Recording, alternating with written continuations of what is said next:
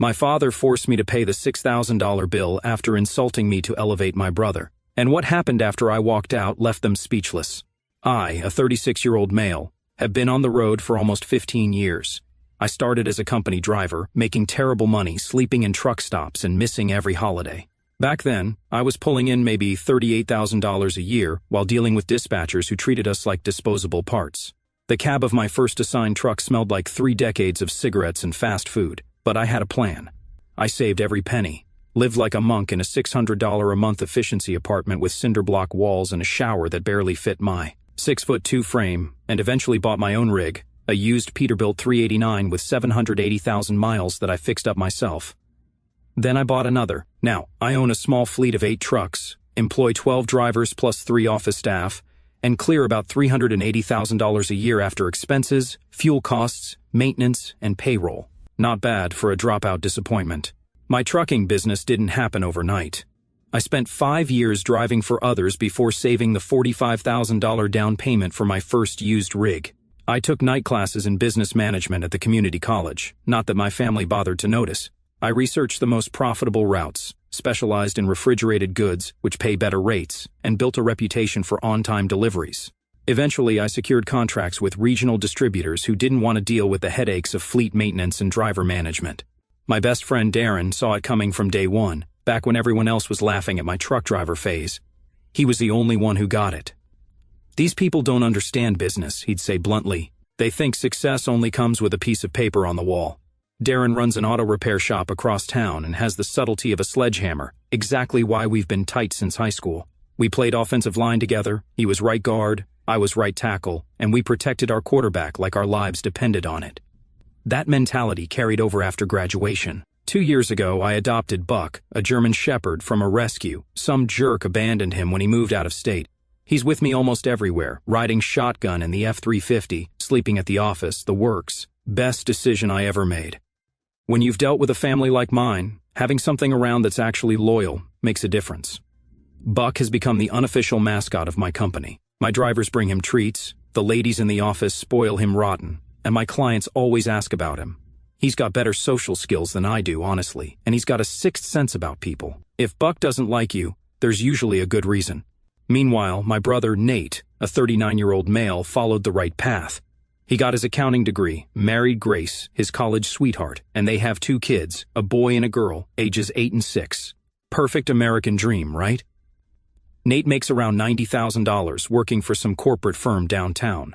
He's got a 4,000 square foot house in the suburbs with a $2,800 monthly mortgage, a leased BMW 5 Series he can barely afford, and about $40,000 in credit card debt he doesn't talk about.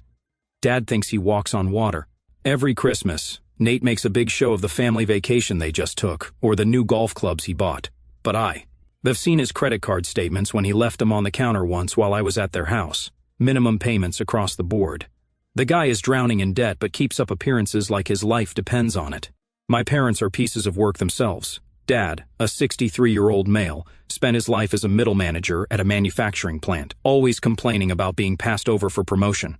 His favorite phrase is, "I would have been vice president if it weren't for office politics." Yeah, sure, nothing to do with his mediocre performance and tendency to take credit for other people's work. Mom, a 61-year-old female, worked part-time at a doctor's office, mostly spending her time gossiping about the patients and judging people based on their medical conditions. They've both got that boomer mentality where they think they worked harder than anyone else despite having it easier than any generation since. Dad loves telling stories about how he paid for college by working summers, conveniently leaving out that college cost about $500 a semester back then. Mom brags about buying their first house at 23, not mentioning that it cost 3 times their annual salary, not the 8 to 10 times it costs young people today. Over the years, our relationship went from bad to worse. Every time I visited, which wasn't often, Dad would make these backhanded comments about my career choice. "I saw one of those big rigs jackknife on the interstate," he'd say during dinner. "Guess that's the kind of thing that happens when they let anyone get a commercial driver's license these days." Or he'd talk about Nate's new promotion in front of me, then ask if I'd considered going back to school. What they didn't know, or chose to ignore, was that while Nate was living paycheck to paycheck in his McMansion, I was quietly building something substantial. My fleet brings in $1.8 million in gross revenue.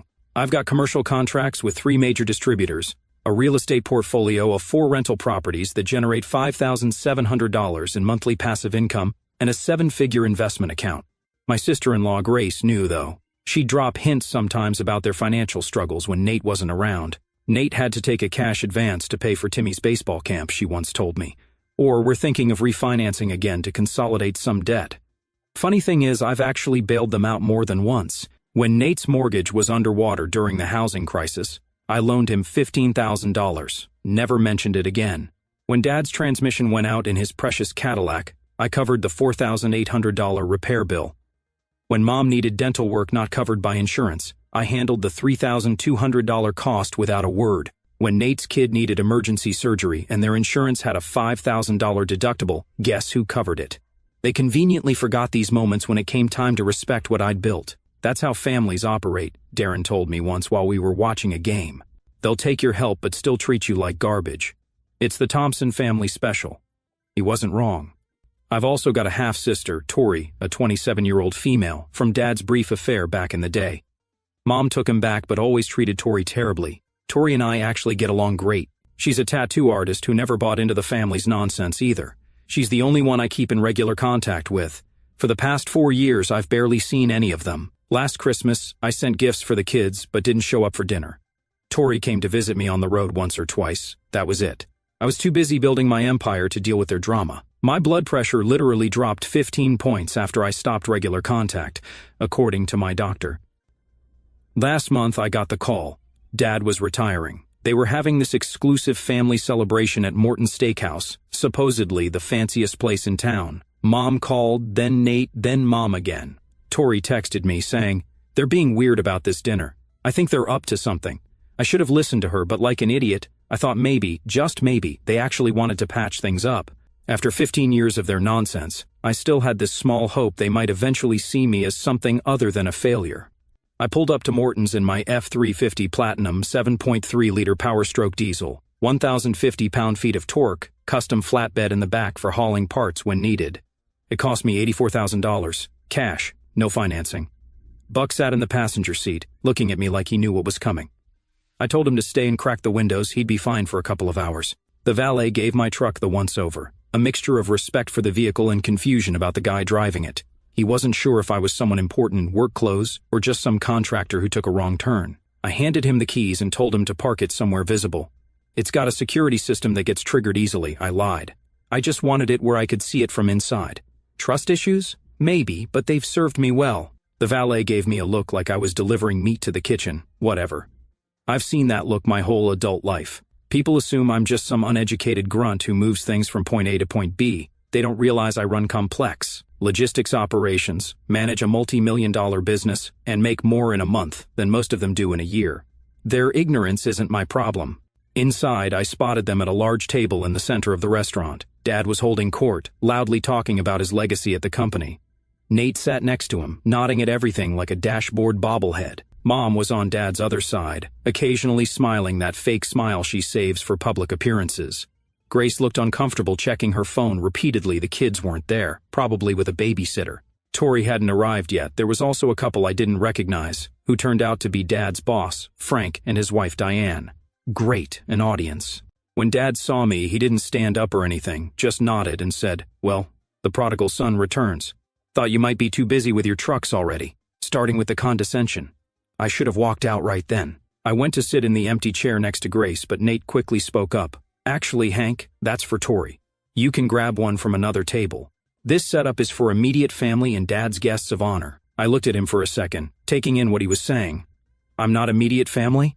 Mom jumped in with some weak excuse about seating arrangements. I glanced around the table. Everyone was watching like this was some kind of test. Nate had that smug little smirk he's had since we were kids. I pulled up a chair from a nearby empty table, wedging myself between the wall and the corner of their table. The server came by, looking confused about the seating arrangement, but didn't say anything. "Just a water for now," I told him. That's when I started noticing things. Dad and Nate kept exchanging these looks. Mom kept mentioning how successful retirement planning is so important. Frank and Diane seemed completely unaware of any tension, just happy to be getting a free meal. When Tori finally arrived, she took one look at the setup, raised an eyebrow at me sitting off to the side, and immediately got it. "This feels like a setup," she whispered when she hugged me. "Yep," I replied quietly. "Let's see how it plays out." She sat in her seat, though I noticed no one had actually saved her a spot until I tried to sit there. Another tell. Then the ordering started. Dad went first, loudly proclaiming he'd have the tomahawk ribeye, $165. Nate and Mom followed suit with equally expensive orders. Nate's wife, Grace, looked physically pained when he ordered both the lobster tail add-on and the black truffle butter, silently mouthing something that looked like, "We can't afford this." Frank and Diane ordered the surf and turf. Mom made a big show of insisting they get appetizers too. I quickly calculated they were already over $2,000 into this meal. As the food arrived and the drinks flowed, it became increasingly obvious what was happening. Every few minutes, someone would drop a comment about my trucking business, or ask if I was doing okay financially. "Those big rigs must cost a fortune in fuel these days," Nate said at one point. "What are you paying, like $5 a gallon?" "Around that," I replied, not mentioning that I had bulk contracts with 3 fuel suppliers that kept my cost 22% below retail and a fleet card that gave me another 5% kickback. "Hank's probably doing better than you think," Tori interjected. "He's actually—" "Oh, I'm sure he's fine," Mom interrupted quickly, "though it must be hard living in that tiny apartment." I almost laughed. I hadn't lived in an apartment for years. I owned a house outright on 5 acres outside the city, $410,000, paid in cash 2 years ago. But they wouldn't know that since none of them had ever visited. My place has a 3-car garage where I keep my weekend car, a 2023 Corvette Z06, which I bought as a gift to myself after landing a major contract, a fully equipped home gym, and a workshop where I restore vintage motorcycles as a hobby. I'm currently working on a 1978 Harley shovelhead that's almost done. "But sure, Mom, I'm in a tiny apartment."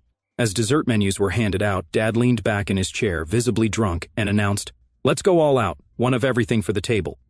The server nodded enthusiastically and scurried off to put in the order. That's when Nate turned to me with what he probably thought was a subtle look and said, "By the way, Hank, we all figured since you missed so many family events over the years you'd want to handle the bill tonight, sort of a makeup gift for Dad's retirement." We already told the server. And there it was, the real reason for the invitation. All these years I'd wondered if I was the problem, but this confirmed everything. They didn't see me as family, they saw me as a wallet. 3 hours and countless drinks later, the server appeared with a black leather folder. Without hesitation, he placed it directly in front of me. "Whenever you're ready, sir," he said with a smile. The table went completely silent. Even Frank and Diane seemed to suddenly realize something was off. Dad was staring at me expectantly, one eyebrow raised. Mom had that smile she gets when she's pretending everything is fine. Nate was actually smirking. I picked up the folder and opened it casually. $5,850.76. Nearly $6,000 for a dinner. I could have bought a set of Michelin X-Line Energy Z tires for my entire fleet for that. Just for perspective, $5,850 is what one of my trucks grosses on a good 3-day haul from Chicago to Dallas. That's 60 hours of operation, 900 miles of wear and tear, fuel costs, driver wages, insurance, and everything else. They blew that amount on a single meal. I closed the folder and set it down in front of me, saying nothing. The silence stretched uncomfortably. "Well," Dad finally said, "are you going to take care of that, or what?" I looked around the table. "Did anyone here actually ask if I was willing to pay for dinner tonight?"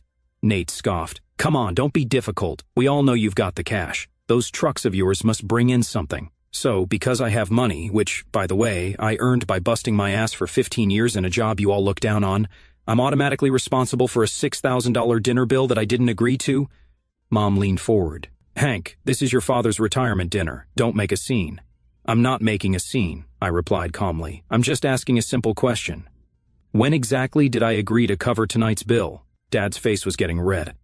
"This is ridiculous. Just pay the damn bill so we can go home." I picked up the folder again, looked at it thoughtfully, then set it directly in front of my father. "No."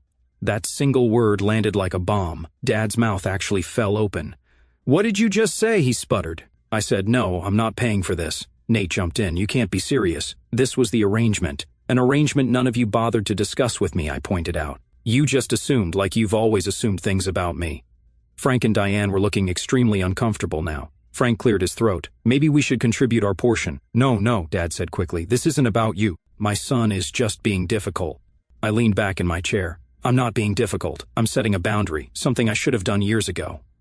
Tori was trying to hide a smile behind her hand. Grace was staring intently at her empty plate. Mom's voice dropped to that dangerous whisper she used when she was really angry. "Hank James Thompson, you will pay this bill right now, after everything we've done for you." That made me laugh, actually laugh out loud. "After everything you've done for me?" "Let's review, shall we? You belittled my career choice for 15 years. You excluded me from family events. You've never once visited my business or my home. Dad, you told your golf buddies I was between jobs when I was building $1 million company. None of you, except Tori, even know what my company does or how successful it's become." Dad started to interrupt, but I held up my hand. "No, I'm not finished. You know what successful retirement planning actually looks like? It looks like the diversified portfolio I started building at 25. It looks like living below your means and investing the difference, not blowing $6,000 on dinner and expecting someone else to cover it." I pulled out my wallet, dropped $40 on the table for my water and tip, and started walking away. "Hank," Mom called after me, "you can't just leave." I turned back one last time. "Watch me." The looks on their faces were priceless. Nate looked like he'd been slapped. Dad was turning purple. Mom was doing her shocked Victorian lady routine. As I walked out, I heard the manager approaching the table. The night was about to get even more uncomfortable for them. I made it halfway to my truck before I heard footsteps rushing behind me. It was Grace, Nate's wife, looking panicked. "Hank, please," she said, catching up to me. "They really can't cover this. Nate's been laid off for 3 months. He hasn't told anyone." That stopped me in my tracks. "What?" She nodded, looking miserable. "The credit cards are maxed out. We're behind on the mortgage. Your parents aren't in great shape either. Your dad's retirement package wasn't what he expected. And you thought the solution was to trick me into paying for a $6,000 dinner?" "It wasn't my idea," she said quickly. "Nate and your dad cooked this up. They figured you wouldn't make a scene in public, especially with Frank there. Why didn't Nate just ask me for help directly?" "Pride," she said simply, "and your dad convinced him this would work." I almost felt bad, almost. Then I remembered 15 years of snide comments, exclusion, and judgment.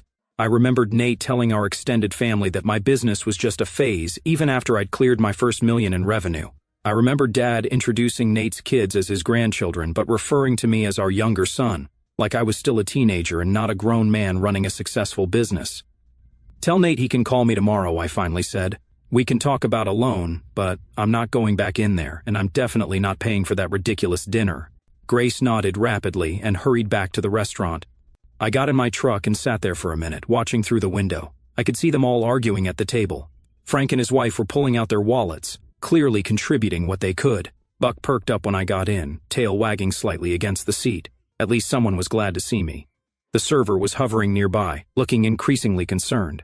The manager had joined him. I could only imagine the scene unfolding, but my son was supposed to pay. "Well, he clearly isn't going to. This is outrageous, sir. We still need someone to cover the bill." I started the engine and drove away. My phone started blowing up immediately, with texts demanding I come back. I turned it off and just drove for a while, feeling lighter than I had in years. Driving calms me, always has. There's something about being on the open road that puts things in perspective. That's why I loved trucking from the start, even when the pay was terrible and the hours were brutal. You get time to think. And what I thought about that night was why I'd ever expected anything different from them. They'd shown me who they were over and over. It was time I finally believed them. The next morning, I turned my phone back on to find 17 missed calls and about 30 texts, most from my family. But there was one from Frank, Dad's boss, that caught my attention. "Hank, this is Frank Williams from dinner last night. I got your number from the server. I think we need to talk. There's more going on with your father's retirement than you know." That was interesting. I called him back immediately. "Hank, yes, thank you for calling back," he said, sounding exhausted. "Look, I feel like I need to clear something up. I'm not your father's boss. I'm his financial advisor." "What the hell?" "Last night wasn't what your father made it out to be," Frank continued. "He told me it was a family dinner to celebrate your new business partnership with him. Something about you bringing him on as a consultant for your trucking company." I nearly choked. "That's complete fiction. He's never stepped foot in my business." "I figured as much," Frank said. "Look, I don't normally discuss client situations, but given what happened last night, I think you should know the truth. That dinner last night wasn't actually a retirement celebration. Your father isn't retiring. He was fired 3 months ago for misappropriating company funds. They gave him a choice, face criminal charges, or quietly resign with no benefits." My mind was reeling. "And the dinner?" "Your father and brother set it up. They told us you were wealthy and wanted to treat everyone to celebrate a new business venture. We had no idea they expected you to pay until things got awkward. So they lied to get me there, then tried to stick me with the bill without warning." "Classy." Frank cleared his throat. There's more. Your father has been making some questionable financial decisions for years. He's essentially broke. The house has a second mortgage, his 401k is depleted, and he's got significant credit card debt. He's been telling everyone he's fine, but he's not. After thanking Frank for his honesty, I hung up and immediately called Tori. Did you know Dad got fired? I asked when she picked up. What? No, I thought he was retiring. She sounded genuinely shocked. That explains why he and Mom have been selling stuff on Facebook Marketplace, though. What kind of stuff? Mom's jewelry, the riding lawnmower, Dad's golf clubs. I thought they were just downsizing. The more I dug, the worse it got. Nate hadn't just been laid off, he'd been fired for fudging expense reports. Dad had blown through his 401k already. Mom had been telling people I promised to take care of them in their retirement. Pure fiction. They'd been living beyond their means for years, assuming they could eventually guilt me into bailing them out. The dinner was their first attempt to tap the bank of Hank. I called Darren that afternoon and filled him in while throwing a tennis ball for Buck in the backyard. You've got to be freaking kidding me, he said. So, let me get this straight. They treat you like garbage for 15 years, then expect you to cover their asses when their financial house of cards collapses? Classic Thompson family nonsense. He was right, as usual. Darren's been my reality check since high school. When I was considering buying my first truck, he sat me down with a calculator and worked through the numbers with me. When I was thinking about hiring my first employee, he helped me figure out the true costs beyond just salary. And when I dated that crazy woman who keyed my car after 3 weeks, he was the one who said, I told you she was nuts, but you had to learn the hard way. So when Darren predicted my family would come crawling back with their hands out, I knew it was just a matter of time. 3 days after the disaster at Morton's, I got a text from Dad. We need to talk. Family meeting at our house tomorrow at 6. No apology, no acknowledgement of what happened, just a demand for my presence. Like I was still a kid who could be ordered around. I showed up right on time, pulling into their driveway in my truck. Buck sat alert in the passenger seat. I decided to leave him in the truck again, partly because Mom is allergic, but mostly because I wanted a quick getaway option. The house looked the same as always from the outside, but I noticed the lawn hadn't been mowed in weeks, and Dad's precious Cadillac was missing from the driveway. Inside, they were all waiting. Mom, Dad, Nate, Grace, and, surprisingly, Tori. They looked terrible. Have a seat, son, Dad said, gesturing to the couch. I remained standing. I'd rather hear what this is about first. Dad cleared his throat. We've hit a rough patch. I'm sure you figured that out by now. The company, well, there was a misunderstanding about some funds, and they decided to part ways. You mean you got fired for stealing? I said flatly. His face flushed. It wasn't stealing. It was an unauthorized loan I was going to pay back. You were taking company money without permission. That's the definition of stealing, Dad. You don't understand the pressure I was under, he snapped. We had appearances to maintain. And Nate? Nate looked up briefly. Creative accounting. They didn't appreciate my methods. Creative accounting? I repeated. So, fraud. Nate didn't deny it, just looked back down at his hands. So, now what? I asked, even though I already knew where this was headed. Mom jumped in. We thought, as family, we could help each other out just until things stabilize. The dinner was a test, Dad admitted. We needed to see if you'd step up when needed. I laughed. A test I apparently failed. This isn't a joke, Hank, Mom snapped. We're about to lose the house. Nate's family might have to move in with us. We need help. I looked around at all of them.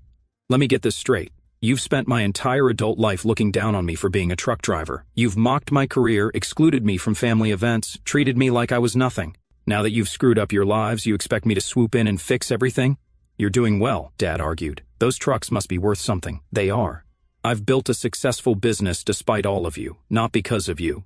Tori spoke up. Hank, they asked me to talk to you too. I told them they were crazy, but they wouldn't listen. I turned to her. It's okay, Tori, this isn't on you.